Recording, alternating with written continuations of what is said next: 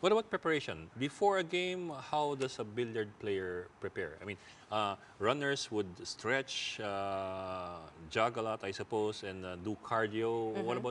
What about billiard players? What kind of preparations do you undergo? For me personally, what I do is that I have if I have the luxury of time, I have a 6-week plan. The, f- Oh, okay. the first 3 weeks is for me to improve on whatever man I feel in my weakness. And then the next 2 weeks is simulation. Whatever, like for example, there's a tournament, and then these are the set of rules.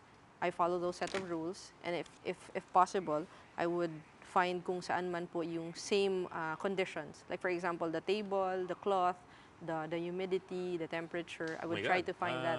I used to think that they were all standard. I Hindi mean, po. there's a Yes. nuancing in Yes, even the because climate. yes, because for example, the thread count of the cloth, it makes a lot of Wow. difference because the lower the thread count, the slower the balls roll.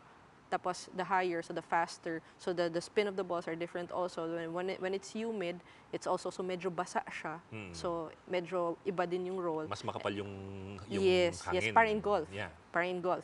And then kapag ka sa ano naman po, kapag ka cold naman, so the rubbers are different, so it bounces differently also kasi mas tight naman siya. So there are a lot of factors. And then so that's my 2 weeks of preparation. And then the last week would be tapering. So What's what I do tapering? with tapering, what I do with tapering is basically just to practice shorter and then more relaxation na. That's how I Wait, prepare po. what do you mean by shorter and more Shorter, relaxation? like for example po, when I prepare for a tournament, I usually when I practice 4 to 5 times a week, minimum of around 4 or 5 hours a day, and then but if it's tapering time na, mga 2 3 hours na lang, and then I go to movies. It's more of I'm ano na, parang letting go na, parang yes. You're beginning to chill right Yes. before the main event. Yes, because I'll have that mindset na I am prepared in whatever I lack. Because ang mindset ko is if I'm 70% prepared, and then 30% will be provided by God. So whatever my condition is, I have to accept and I have to let go. Ang sarap yung may mga pinagsasabi mo kasi for example, the thread count pala, even Yes. thread count matters. Yes. I would have thought nga that they would have a standard of some sort, even with the thread count. Even So the parang height hindi po. pala. Even the Dahil height. the table. Yes, because that's the thing, wala pong standard for the height. So like for example, the SEA Games, I had a hard time with the SEA Games because the height was kind of high and I'm short eh. So the smallest mas mataas yung ano mo. Opo, and yung hips ko, so pag ano niya, may tendency gumanon na yung back ko because of the height. And ako, I'm a short person, so it's a lot of adjustment also. Isn't that something that they should work on? I mean, the gaming officials should work on that we should have a standard of some sort?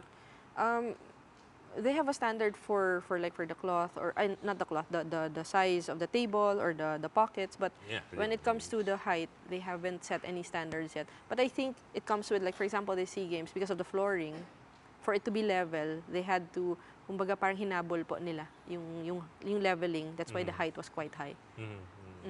And like you said nga, yung thread count ng, Yes. is it called the carpet? No, it's called It's called the cloth, the cloth. or sa Tagalog, it's tapete. So hindi siya standard din doon.